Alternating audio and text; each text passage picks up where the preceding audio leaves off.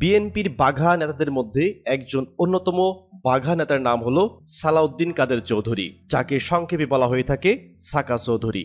সাকা চৌধুরী ছিলেন একজন বাংলাদেশি রাজনীতিবিদ এবং জাতীয় সংসদের চট্টগ্রাম 2 এবং চট্টগ্রাম 6 আসন থেকে নির্বাচিত একজন সংসদ সদস্য।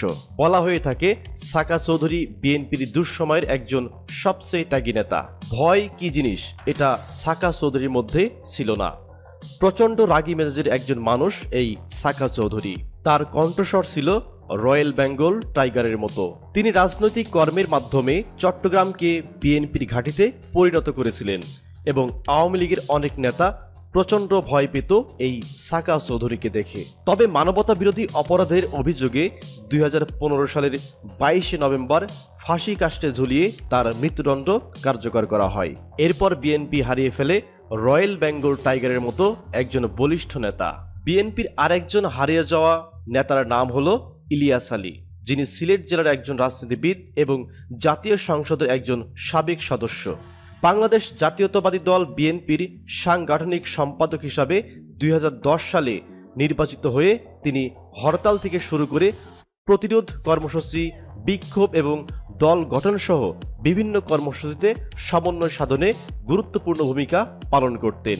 বিএনপির সাংগঠনিক কাজ এতটাই গুরুত্ব সহকারে করতেন যে সিলেট জেলাটা তিনি তার কর্মের মাধ্যমে বিএনপির ঘাঁটিতে পরিণত করেছিলেন।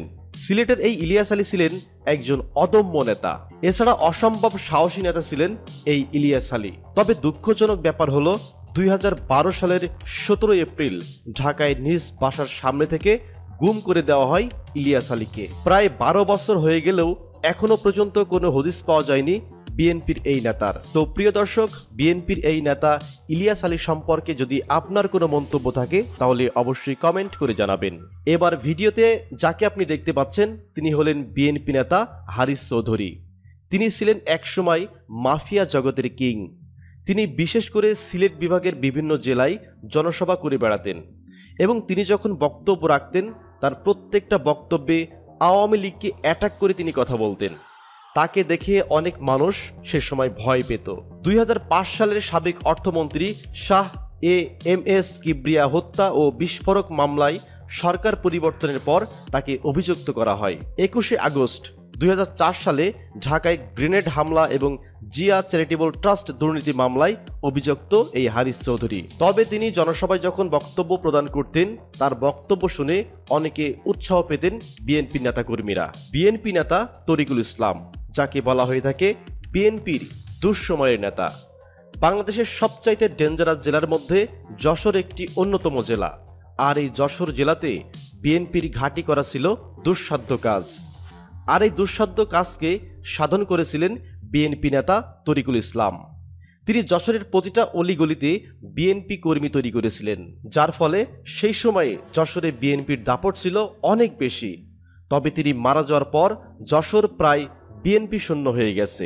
এখন পুরো যশোর চলে এসেছে শাহিন চাকলাদারের দখলে। বিএনপির প্রয়াত বাঘা নেতাদের মধ্যে সবচেয়ে টপ লিস্টেড বাঘা নেতার নাম হলো সাদেক হোসেন খোকা। তিনি ছিলেন বাংলাদেশের একজন রাজনীতিবিদ ও মুক্তিযোদ্ধা। খালেদা জিয়ার দ্বিতীয় মন্ত্রিসভায় মন্ত্রী ও প্রথম মন্ত্রিসভায় প্রতিমন্ত্রী ছিলেন এই সাদেক হোসেন খোকা। ঢাকা সিটি কর্পোরেশনের সর্বশেষ মেয়রও ছিলেন এই সাদেক হোসেন খোকা। এরপর তিনি পরপর 4 বার ঢাকা 7 আসনের সংসদ সদস্য ছিলেন। বিএনপি নেতা সাদেক হোসেন খোকা ছিলেন অত্যন্ত ত্যাগী প্রকৃতির নেতা।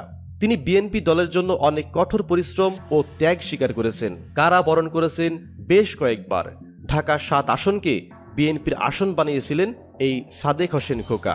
সাদেক হোসেন খোকা যখন বেঁচে ছিল তখন এই হাজী সেলিমের কোনো পাত্তাই ছিল না ঢাকা 7 আসনে। ওই আসনে বিএনপির দাপট ছিল সবচেয়ে বেশি।